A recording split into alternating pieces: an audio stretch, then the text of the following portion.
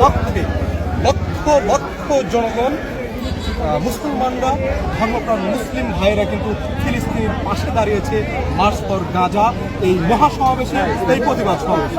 কিন্তু তার ভিন্ন একটা চিত্র আমরা কিন্তু দেখতে পাচ্ছি আজকে আমরা দেখতে পাচ্ছি পিছিয়ে পড়া কমিউনিটি।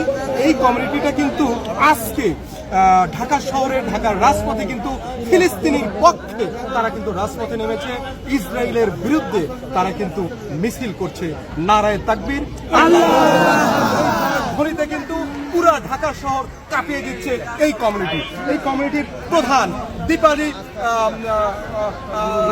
দীপালি গুরু, তার সাথে একটু কথা বলবো। যে তিনি বলেছিলেন যে আমাদের অস্ত্র নেই, আমরা নিরস্ত্র, কিন্তু সরকার যদি চায় আমরা যুদ্ধে যেতেও প্রস্তুত, ফিলিস্তিনের পক্ষে আমরা যুদ্ধ করতে রাজি। আমরা একটু তার কাছে যাব।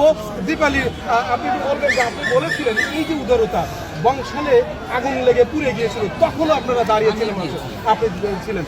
এই যে ফিলিস্তিনিকে নিয়ে যে এই ধরনের কথা বললেন, মানে এত নিরহ শিশু, এত নিরহ নারীকে এরকম বর্বরতা করে ইসরায়েল ধ্বংস করে দিচ্ছে, আমরা সহ্য করতে পারছি না। আমরা ফিলিস্তিনের জন্য দোয়া করি, ফিলিস্তিনের মা বোন এরা স্বাধীনতা পাক, এদেরও স্বাধীনতা আসুক, এরাও স্বাধীনভাবে চলুক, এদেরও স্বাধীনভাবে বাঁচার অধিকার বিশ্বের কাছে আমরা চাচ্ছি। সমস্ত বিশ্ব যেন একত্রিত হয়ে এদেরকে স্বাধীনতা দেয়, এদের পাশে দাঁড়ায়। আমরাও দাঁড়াতে চাই। আমরা রাষ্ট্র যা বলবে, সরকার যা বলবে, আর রাষ্ট্রপতি যা বলবে, রাষ্ট্রপতির পক্ষে আমরা আছি। আমরা ক্ষুদ্র জনগোষ্ঠী, আর আমরা জীবন